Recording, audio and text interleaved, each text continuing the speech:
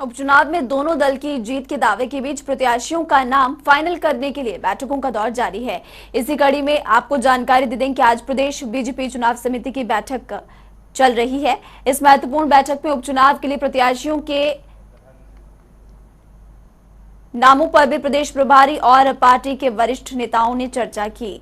BJP चुनाव समिति की महत्वपूर्ण बैठक में बीजेपी राष्ट्रीय उपाध्यक्ष एवं उत्तर प्रदेश के प्रभारी सौदान सिंह, संगठन महामंत्री पवन राणा, मुख्यमंत्री जयराम ठाकुर समेत कई वरिष्ठ नेता भी मौजूद हैं।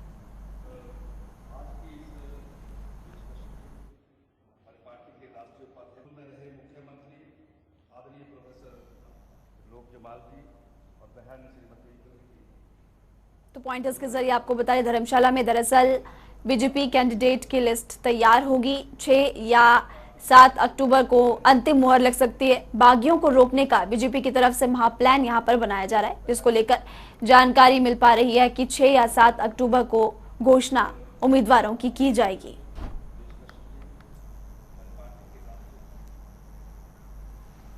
हिमाचल बीजेपी चुनाव समिति की बैठक से पहले मुख्यमंत्री जयराम ठाकुर बिलासपुर पहुंचे। धर्मशाला के लिए निकलने से पहले मुख्यमंत्री जयराम ठाकुर ने विक्रमादित्य सिंह पर पलटवार किया। कर्मचारियों को पटक पटक कर ट्रांसफर करने वाले बयान पर भी सीएम ने गैर जिम्मेदाराना उनके बयान को बताया। मुझे तो बहुत विचित्र लग रहा है।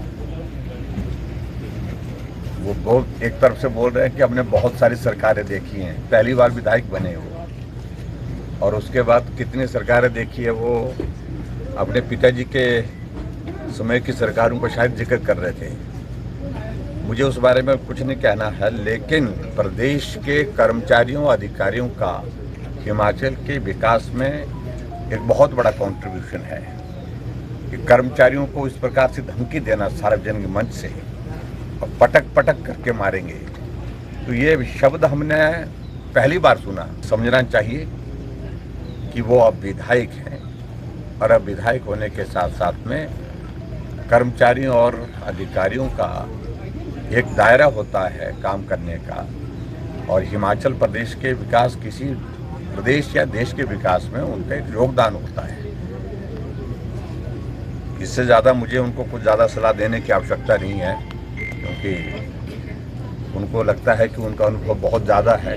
जैसे वो कह रहे हैं कि बहुत सारी सरकारें देखी हैं। वे विक्रमादित्य सिंह ने इस बयान पर अब टिप्पणी की है। बता दें, उनकी तरफ से कहा गया कि उनके बयान को तोड़ मरोड़ कर पेश किया जा रहा। बीजेपी सोची समझी साजिश के तहत उन्हें बदनाम करने की कोशिश कर रही है, यह भी उनकी तरफ से कहा गया। साथ ही उन्होंने कहा कि बीजेपी आईटी ने वीडियो पूरी तरह से कट पेस्ट कर लोगों को भ्रमित करने की कोशिश की। आपने एक कहावत तो सुनी ही होगी, उल्टा चोर कोतवाल को डांटे। आज ये हाल भारतीय जनता पार्टी का हिमाचल प्रदेश के अंदर हो चुका है। जिस तरीके से उनका आईटी सेल हमारे बयान को तोड़ मरोड़ कर पेश करने की कोशिश कर रहा है, ये बहुत दुर्भाग्यपूर्ण है। हमको कर्मचारी हितैषी होने का सर्टिफिकेट भाजपा से तो कम से कम लेने की आवश्यकता नहीं है। राजधानी दिल्ली से फिलहाल एक बड़ी खबर सामने आ रही है। आपको इस वक्त की बड़ी अहम जानकारी हिमाचल उपचुनाव से जुड़ी हुई बता रहे हैं। बैठक के बाद बता दें आपको कि दिल्ली अब कांग्रेस के नेता पहुंच चुके हैं।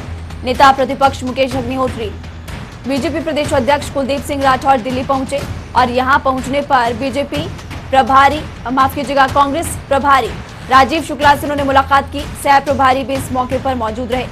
और आपको जानकारी दे दें कि कांग्रेस चुनाव समिति की बैठक शनिवार को हुई थी। इस बैठक के बाद प्रत्याशियों के नाम का पैनल लेकर अब आलाकमान से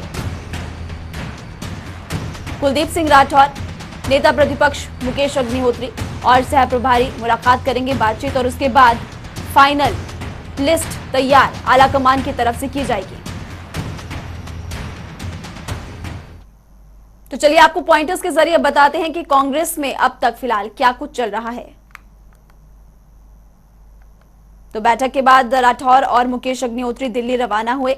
तस्वीरें आपको दिखाई, जिसमें कि आपको जानकारी दे दें कि राजीव शुक्ला से उन्होंने मुलाकात की। सबसे ज्यादा सस्पेंस बता दें आपको कि मंडी लोकसभा सीट पर है। निगम भंडारी भी इस रेस में शामिल। आपको ये भी जानकारी दे दें कि अर्की से राजेंद्र ठाकुर और संजय अवस्थी में चयन होना है। फतेहपुर से भवानी पठानिया का नाम लगभग तय माना जा रहा है और कोटखाई से रोहित ठाकुर प्रत्याशी हो सकते हैं।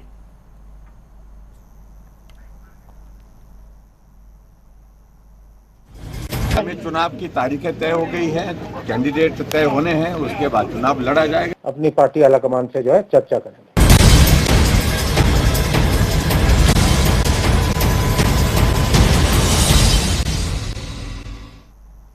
हमीरपुर के टौणी देवी में आयोजित युवा सम्मेलन में केंद्रीय मंत्री अनुराग ठाकुर अकेले ही सम्मेलन कक्ष में कुर्सियों के नीचे पड़ी प्लास्टिक की खाली बोतलों को इकट्ठा करने में जुट गए। दरअसल अनुराग ठाकुर ने युवाओं से इन बोतलों को साथ ले जाने या कूड़ेदान में डालने की अपील की थी, लेकिन सम्मेलन के बाद जब सब धाम खाने के लिए सम्मेलन कक्ष से बाहर निकल गए तो छोटी छोटी पानी की बोतलें हॉल में हर तरफ बिखरी हुई नजर आई। इसे देखकर केंद्रीय मंत्री अनुराग ठाकुर खुद ही उन बोतलों को इकट्ठा करने लगे। उन्हें देखकर युवा मोर्चा के कार्यकर्ता भी उनके साथ सफाई अभियान में जुट गए। वहीं इस सफाई अभियान के बाद अनुराग ठाकुर ने अपने टारगेट के बारे में बताया, साथ ही विपक्ष को भी जमकर आड़े हाथों लिया। अधिक जाता है कि प्लास्टिक की बोतल हो, चिप्स के पैकेट हो, टॉफियों के रैपर्स हो या कुछ और हो, जहां पर प्लास्टिक का इस्तेमाल किया गया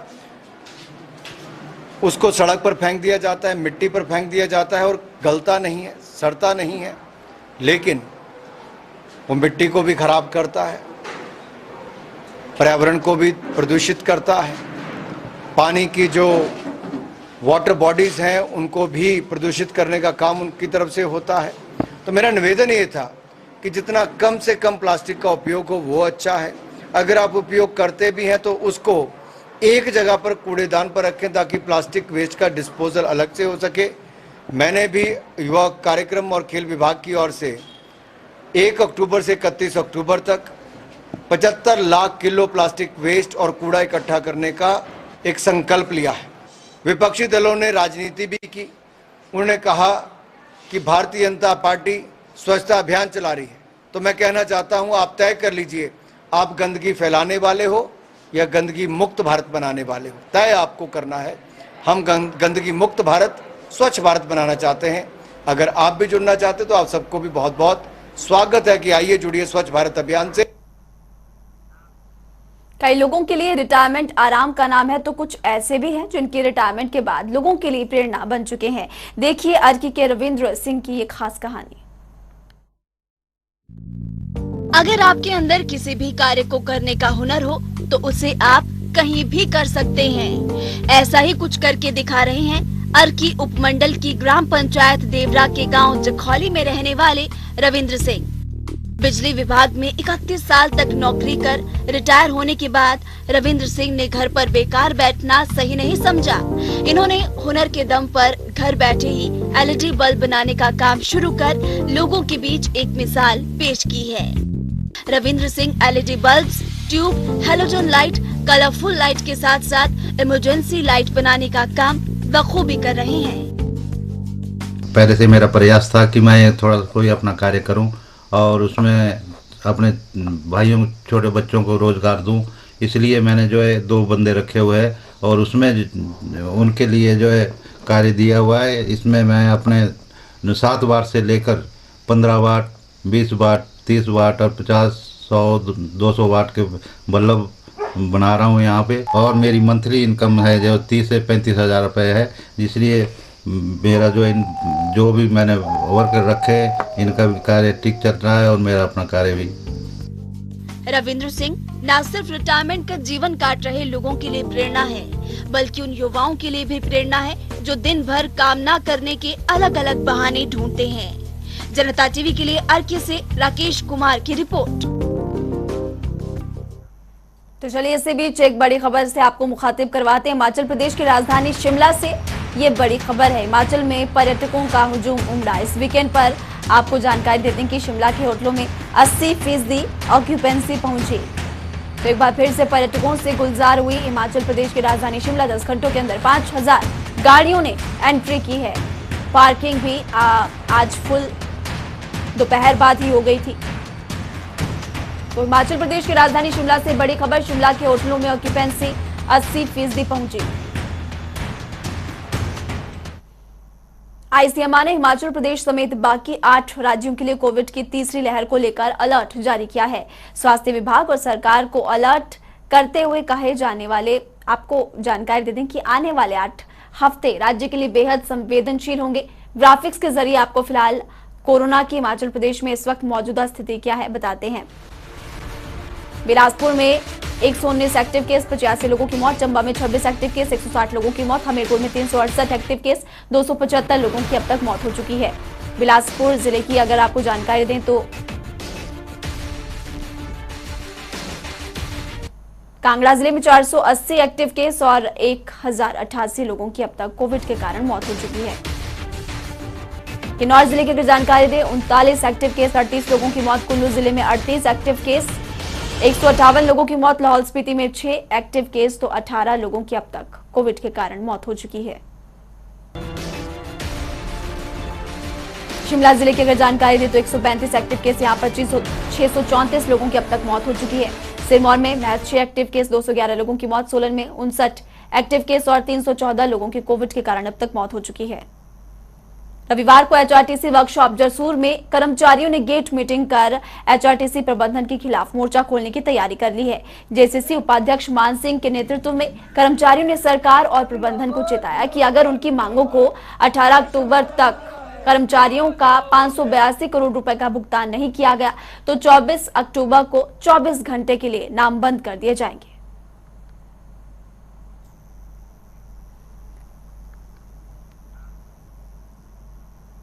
सिरमौर जिले के गिरिपार क्षेत्रों में आधा दर्जन डिस्पेंसरी में डॉक्टरों के पद खाली पड़े हैं। ऐसे में उपचार कराने पहुंच रहे लोगों को रोजाना परेशानियों का सामना करना पड़ रहा है। हाटी अधिकार मंच के अध्यक्ष इंदर सिंह राणा ने सवाल खड़े करते हुए कहा कि सतौन पंचायत 8 पंचायतों का केंद्र बिंदु है। यहाँ की डिस्पेंसरी में 25 दिनों से डॉक्टर का पद खाली है। इसके अलावा कफोटा, टिम्बी, कोटगा ऐसी कई डिस्पेंसरी है जहां पर डॉक्टर्स है ही नहीं और इस कारण लोगों को परेशानी आ रही है।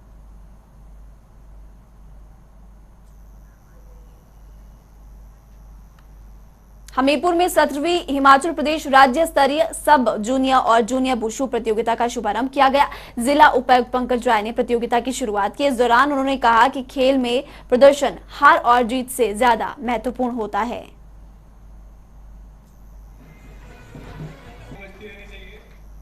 सुंदरनगर में रविवार को हिमाचल डेंटल कॉलेज के साथ लगती रिहायशी इलाके की महिलाओं और पूर्व सैनिक की अकादमी के प्रशिक्षुओं के बीच झड़प हो गई। दोनों ने एक दूसरे पर मारपीट के आरोप लगाए। पुलिस ने मामले में शिकायत दर्ज कर अब आगे की कार्रवाई शुरू कर दी है।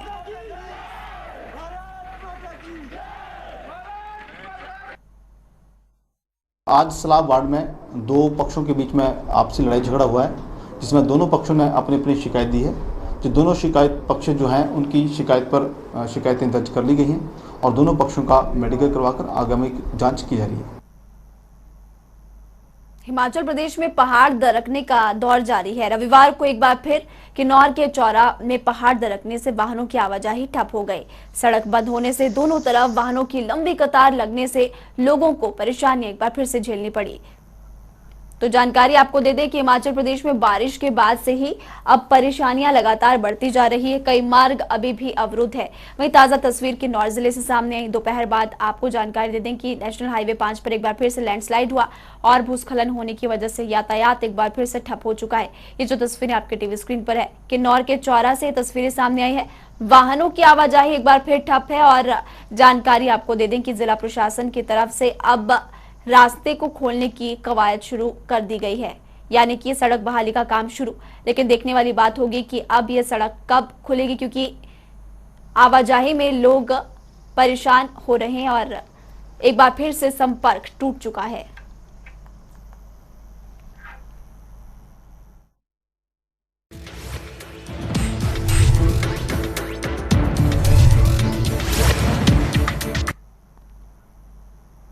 तो जनता टीवी की खास पेशकश हिमाचल विशेष में आज हम आपको बताएंगे शिमला के ऐतिहासिक गेटियर थिएटर की कहानी, जिसकी हर ईंट को मशहूर अभिनेता शशि कपूर अपने साथ ले जाना चाहते थे।